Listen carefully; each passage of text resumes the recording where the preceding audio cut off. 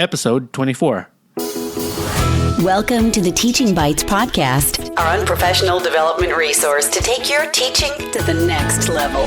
Here are your hosts, Fred and Sharon Jaravada.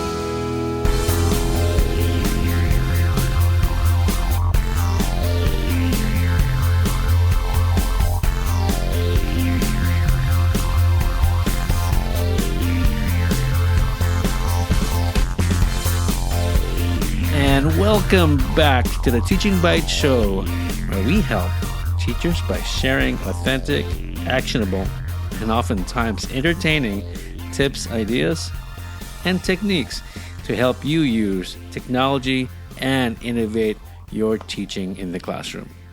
We're your host. She's Sharon. And he's Fred. Hi, everyone. Welcome back. It's been a while since we last spoke with you. Episode 23 was a few weeks ago. Since then, school has started, and now we're in November.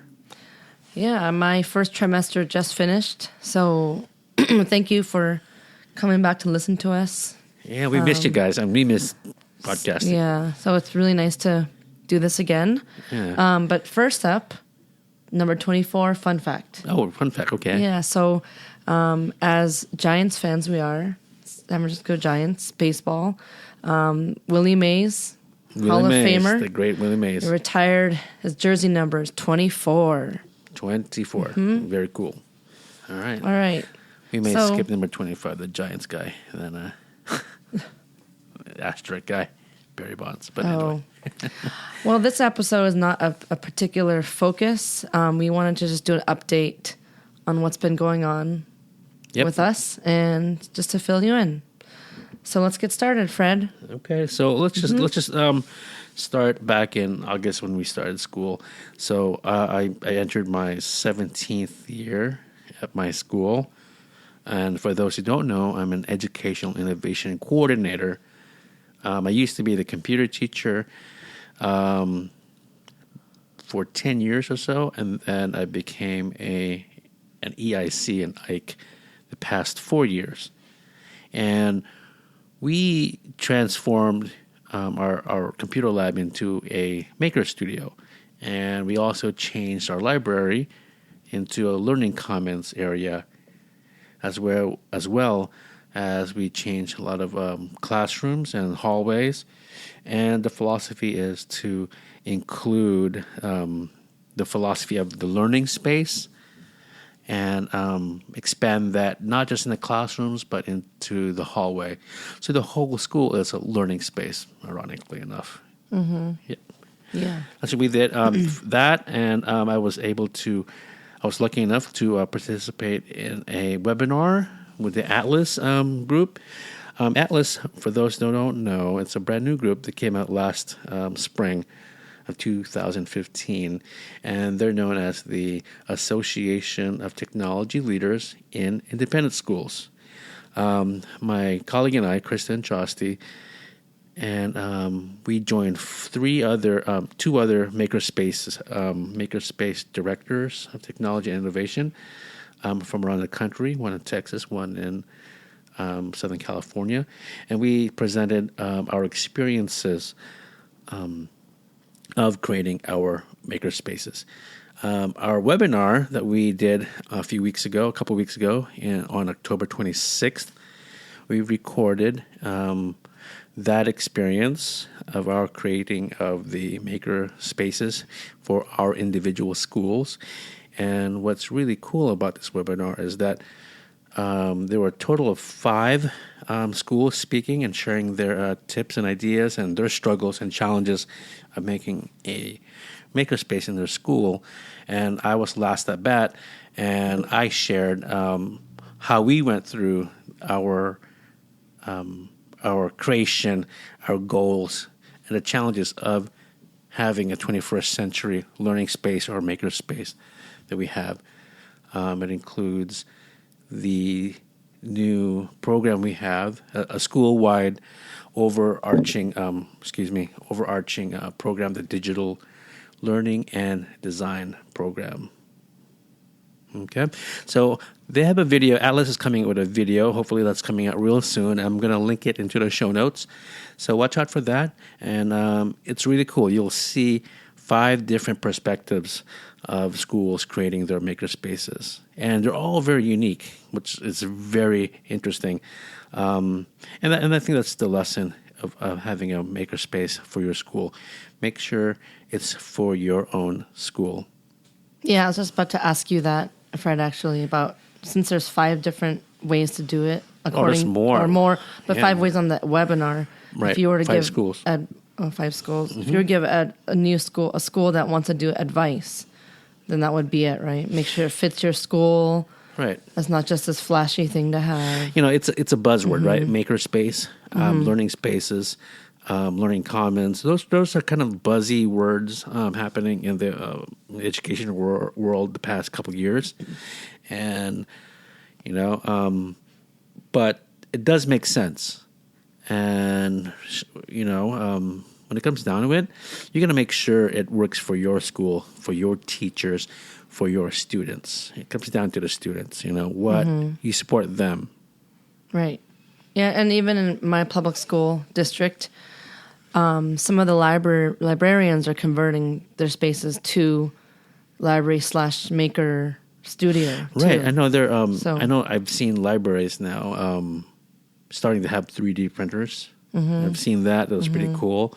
I think it's exciting. Right. Right. That was back in October. A new thing happening with me and my end is that the question of how do we get teachers to innovate and use our makerspace, our Spark Studio, that's what we call our makerspace. And one initiative that our dean of the lower form students, K4 students, she came up with the idea of having a TGIF, the Teachers Gonna Innovate Fridays. And it's really cool. I'm not going to give away what it is because the past few weeks, Sharon and I, we have decided to get more teachers in here and into our podcast and interview them. And I'm going to interview the teachers who came up with this idea, including the dean, and she can share her experiences with that. So that's one big change is happening, but we don't want to give it away. We want to have the teachers and educators who came up with these ideas so they can share their perspectives. Right. Right? So look out for that. Yeah. Look out for that. And so really cool things I'm having in my school. Also, we're having a sound booth and where we can record podcasts, student-created podcasts, and I'm going to be helping with that initiative also. It's going to be exciting. Yeah, I just went to your school and saw that. I'm like, wow. Yeah. That's pretty amazing to have. I mean, a lot of possibilities for anything. Yeah. And we're very lucky at my school. So I'm lucky where I'm at. Did you have a part in that decision? Or was that a separate... No, I think it was the decision that was made, and then I fully support it. So, okay.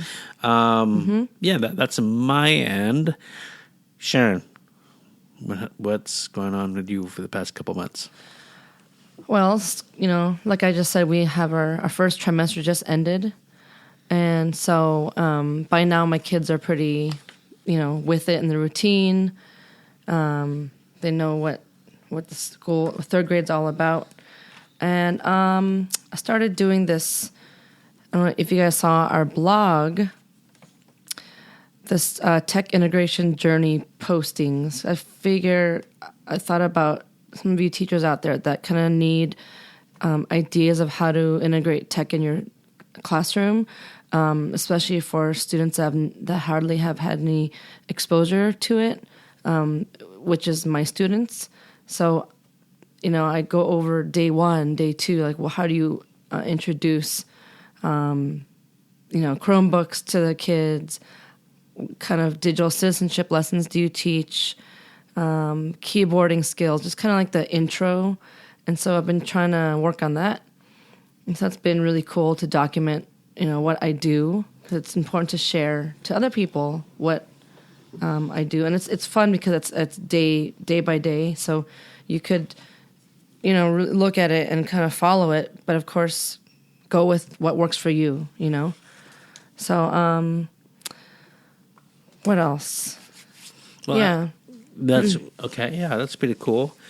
One thing that's very brand new to me this year, okay, this is huge in our family, is that our oldest son, he has started his first year kindergarten. Mm-hmm. So he started kindergarten this year, and he's going to my school. And so we commute together, and he now is enjoying kindergarten. He loves kindergarten. It's very cool to have that, have him come to my school, and we go to work, go to school together, and I see him on the playground and all that. I'm trying to avoid being a helicopter parent. Yeah, you don't have time though. You're so busy. Well, I don't have time, but also, there are times where I want to check up on him. Just right. being a normal parent, right? Just seeing he's okay. I think he's the youngest in this class, and so I keep an eye out for him. But you know what? A lot of the faculty, they're my friends, and they're friends of mine. I trust them, and I know they're keeping an extra eye on him. So it's really cool. What's really cool, excuse me, is that AJ, he's walking around. So we're at a K-12 school, and AJ's realizing everyone is calling for him. Everyone's saying hello to him. They're waving at him, calling his name. They want to high five him. They want to fist bump him. These are older students from first grade on all the way. Second, third, the lower form, middle form, and to the high school even, my older students. And that's pretty cool. So, AJ's he's pretty popular among the community. And I'm very appreciative of that, very grateful of that. And I'm humbled by that because, I like to think that my past students, and they appreciate what I did, what I taught them, and be, a teacher to them. And they're extending, that to our son. So yeah, and plus he's been there ever since he was in my womb. So it's like a second home. He's been there for the Halloween. They know parade. him. They've known him since. Yeah. Yeah. So it's really nice that he's now at your school. Like after all of this time, really fast, right? It went by fast. Right. But he's enjoying it. We had our first parent-teacher conference today, and he's doing really well. Yeah, and we're really happy. It's very interesting, being this perspective of being a parent and now, let alone being a parent and in the same school as my son. But now it just seems that it's, I love teaching and I love interacting with my students over the years. But this year it's pivotal because, now my son is here. Now my family. It's it's like saying now it's personal. Yeah, now, right. Now I want even more for, our kids. You know what I mean? And an extension, AJ's class and the first grade class and so on. Now it's, I've always been helpful, but now I want to help even more. Well, it's a different outlook in a way. Yeah. It's more of a care, like even more, I guess, highlighted. It's more intense now. And it's cool. It's an interesting being a parent and being part of that education around him. I'm not directly teaching him right now, but just to support the teachers who are teaching him. It's pretty cool. And it's nice that, he's transitioned so well into kindergarten. Being the youngest, he's doing really well. We had a little debate of whether we should send him because he was the youngest. He just made the cutoff, yeah. Yeah, so it was we're kind of torn, but we knew in our heart like he was ready. So today was nice to just talk to his old preschool teachers and say thank you, and tell them an update because they really appreciate that. Yeah, that all the work they've done has helped him where he is today. Yes, and shout out to the preschool teachers out there. You guys do an amazing job. I don't know how you guys do it. Yeah, I'm good. You guys are a special breed of teachers, an amazing sect of teachers. So, right. Yeah, that's pretty cool. Sorry to get on a tangent there, a little it's personal okay. tangent. No, it's good. Okay, so the summer we both didn't have, we didn't work in a job or anything like that. Like a summer school, yeah. We yeah, usually do a summer so- school, something like that, right? We decided this summer we would really focus on teaching bites, and maybe you taken our survey. We did this deep dive survey about what you need help with. You know, what are some pains you have, and most of the results were you don't have time, or your Wi-Fi is shoddy, and you know you need more training, or because you haven't had that much training. And we figured after all the results that you need help with GAF. Google Apps for Education. So we decided to make a course. And how many hours is it? 8 or 9? It's a 9-hour video series. It's a 9 video series totaling 3 hours. Oh, okay. Right. So 3 hours. The whole GAF, the whole thing. Google Drive, Docs, Slides, Calendar, Gmail, Classroom, Google Classroom, Sheets, Forms. Yeah. Yeah. So yeah. So basically this course we made is to get you started using GAF. It's not meant to be for people that are pretty proficient in it, but if you need to know the basics, The essentials. we lay it out right. really well for you.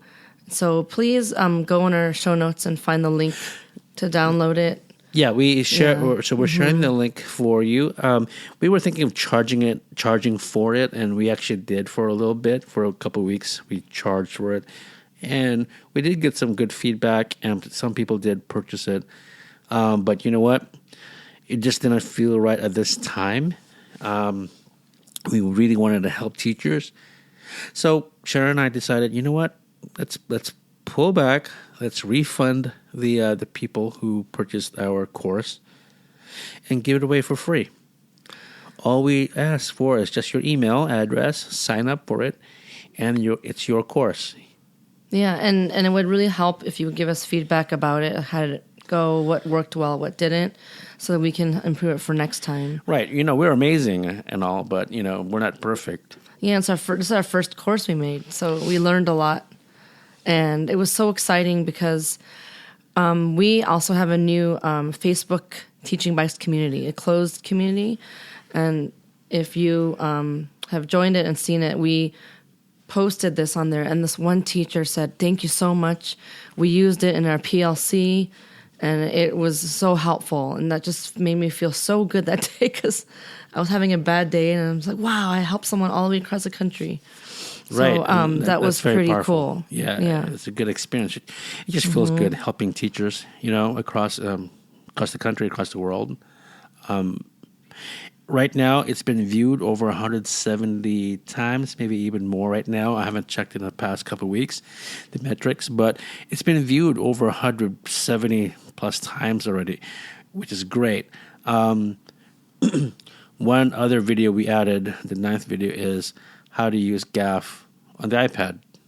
So that's the last video, and we go through the whole GAF using the iPad.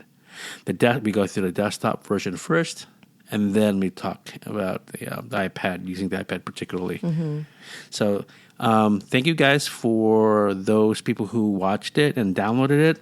We really appreciate it. But at the same time, please go ahead and share it and give us feedback if you have any.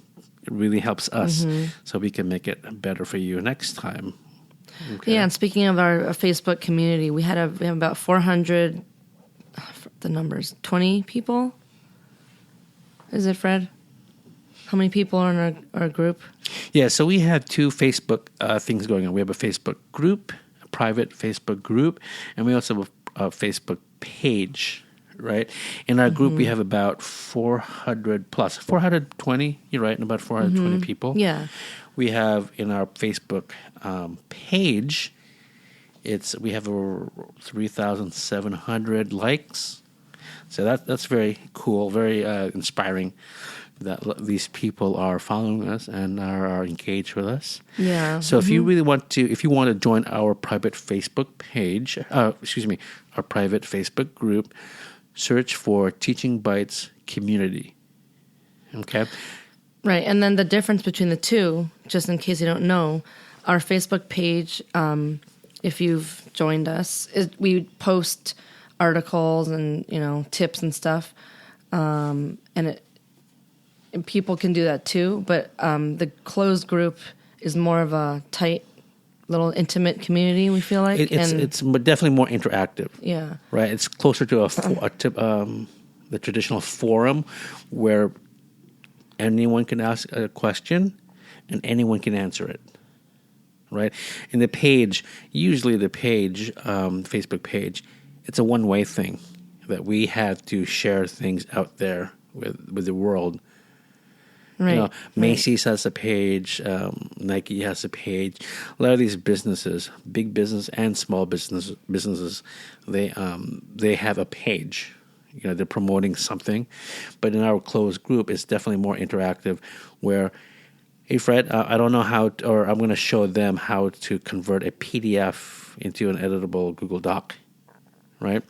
You can join that for those kind of tips, but we also really encourage you to sign up for our email newsletter, and you'll get more tips and strategies that can help you with your workflow.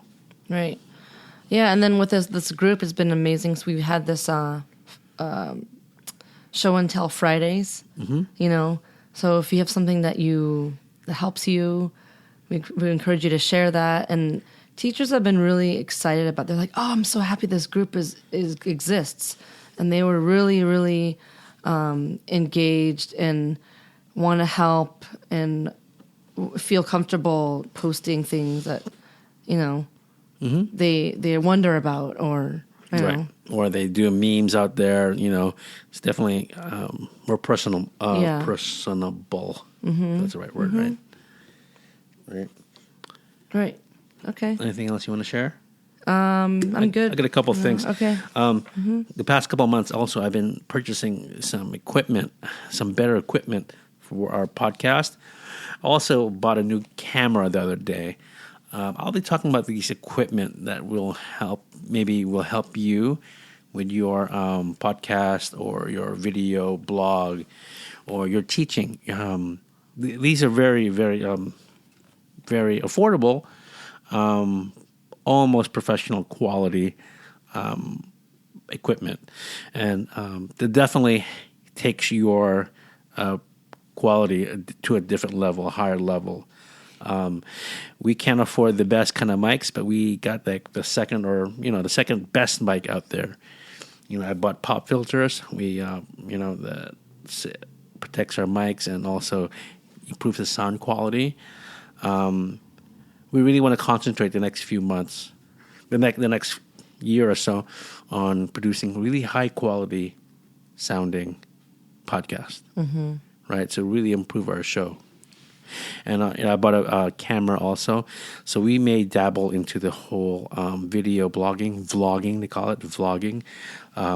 So we'll probably have a YouTube channel. We do have a YouTube channel, by the way. You just search for YouTube/T/Teaching Bites. You'll find our channel there. We post a lot of our tips, video screencasts on there also. That's something we really want to work on as well. And put that in the show notes too. Yeah, we'll put all this in the show notes. The email sign up, the YouTube, and the other stuff. And also, we really want to really bump up our resource page, which includes the equipment, but all the other stuff that will help teachers, books, and other podcasts that we're interested in. Also, that really helps us in learning things. All right, so this is episode 24, right? Episode 24. And this is just a quick update of what's going on with us. We're still here. We plan to be here, and we do plan to have better podcast episodes with you. We're going to invite teachers and other educators to share their innovative tips and their great ideas with all of us, right? So, okay. Please share this podcast with anyone and everyone, all the teachers out there, all the educators out there. It really helps us get discovered. So please share, and share. And see you soon. See you next week. Thank you. Goodbye. Peace. Thank you for listening to the Teaching Bites podcast at www.teachingbites.com.